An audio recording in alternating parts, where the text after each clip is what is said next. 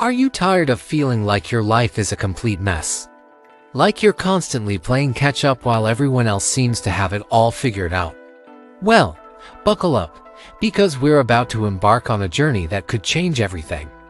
Welcome to 8 Steps to an Unfucked Life, a no-nonsense guide to getting your shit together and finally living the life you've always wanted.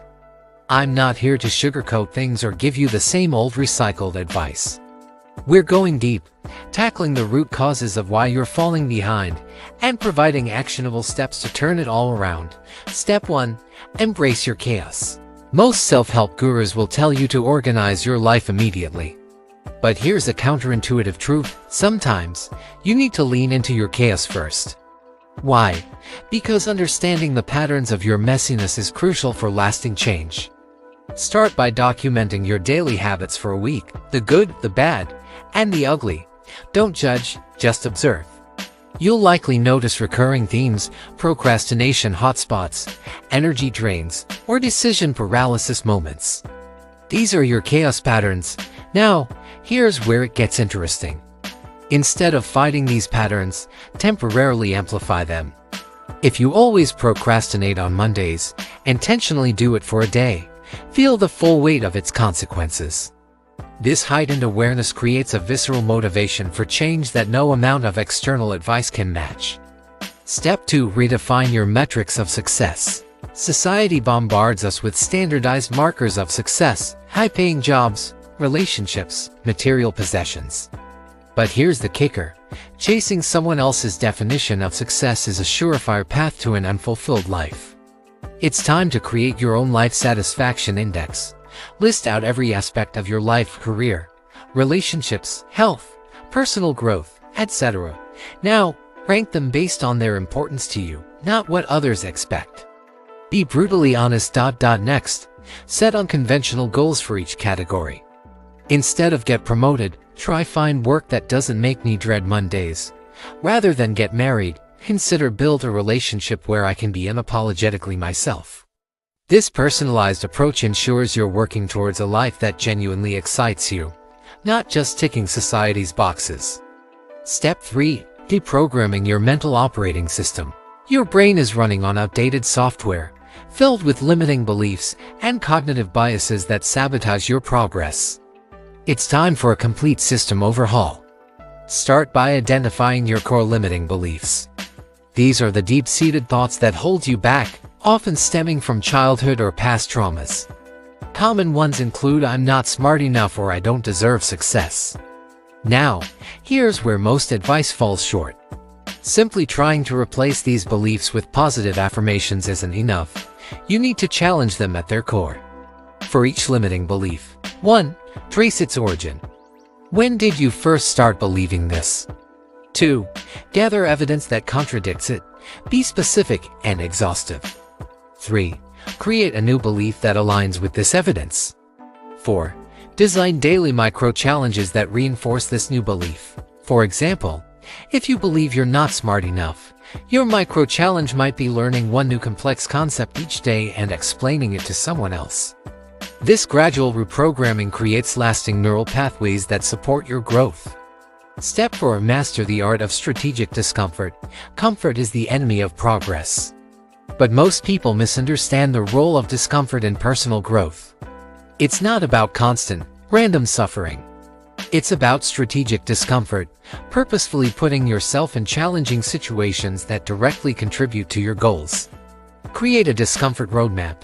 For each of your major life goals, list out the uncomfortable actions or situations you need to face. Then, rank them from least to most intimidating. Start with the easiest and work your way up. Set a weekly discomfort challenge for yourself. It could be anything from initiating a difficult conversation to trying a new skill you've always been afraid to attempt. The key is consistency. By regularly facing these strategic discomforts, you're not just building resilience, you're directly chipping away at the obstacles between you and your goals. Step 5. Harness the power of micro-commitments. Big goals are overwhelming. They paralyze us into inaction. The solution: micro-commitments. These are tiny, almost laughably easy actions that snowball into significant change. Here's the twist: make your micro-commitments so small that it feels ridiculous not to do them. Want to exercise more? Start with a single push-up a day. Trying to write a book? Commit to writing one sentence each morning. The magic happens in two ways. 1.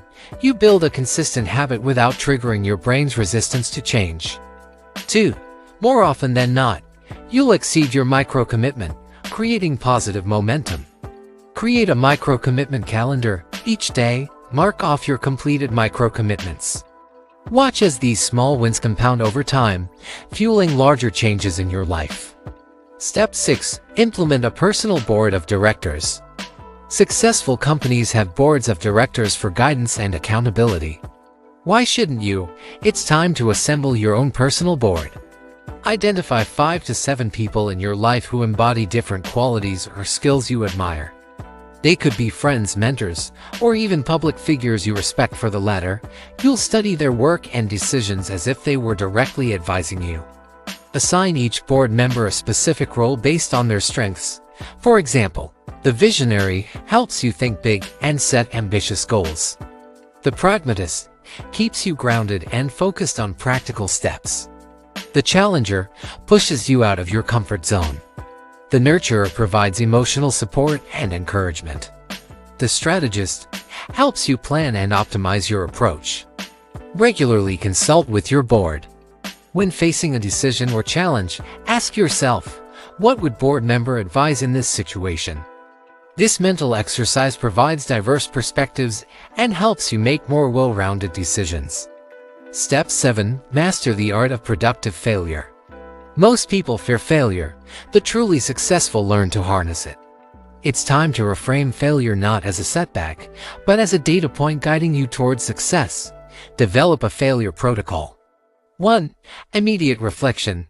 Right after a perceived failure, write down your raw thoughts and emotions. Don't censor yourself. 2. 24-hour pause. Step away from the situation for a day to gain perspective. 3. Objective analysis. Return to your notes and analyze the failure dispassionately. What specific actions or decisions led to this outcome? 4. Extracting lessons. Identify at least 3 concrete lessons or insights from this experience. 5. Strategic pivot. Based on these lessons, what's your next move? How will you adjust your approach? By systematically processing your failures, you transform them from demoralizing events into catalysts for growth and innovation. Step 8. Cultivate radical self-accountability. It's easy to blame circumstances, other people, or bad luck for our situation. But true empowerment comes from taking 100% responsibility for your life, even for things that don't seem to be your fault. Develop a no excuses mindset. Whenever you catch yourself making an excuse or blaming external factors, immediately stop and ask, 1. What role did I play in creating this situation? 2. What can I do right now to improve it, regardless of external circumstances? 3. How can I prevent similar situations in the future? This isn't about self-blame. It's about recognizing your power to influence outcomes, even in challenging circumstances. By focusing on what you can control, you shift from a reactive to a proactive mindset. Create an accountability loop, a daily check-in where you review your actions and decisions. Be your own toughest critic, but also your biggest cheerleader. Remember, an unfucked life isn't about perfection. It's about continuous growth, self-awareness, and the relentless pursuit of your authentic goals. These 8 steps provide a framework, but the real work begins with you. Are you ready to take control and create the life you truly want? The journey won't be easy, but I promise you this, the person you'll become in the process is worth every ounce of effort. So, what's it going to be? Will you continue drifting, or are you ready to grab the helm and steer your life in a new direction? The choice is yours. Now go out there and start unfucking your life, one step at a time.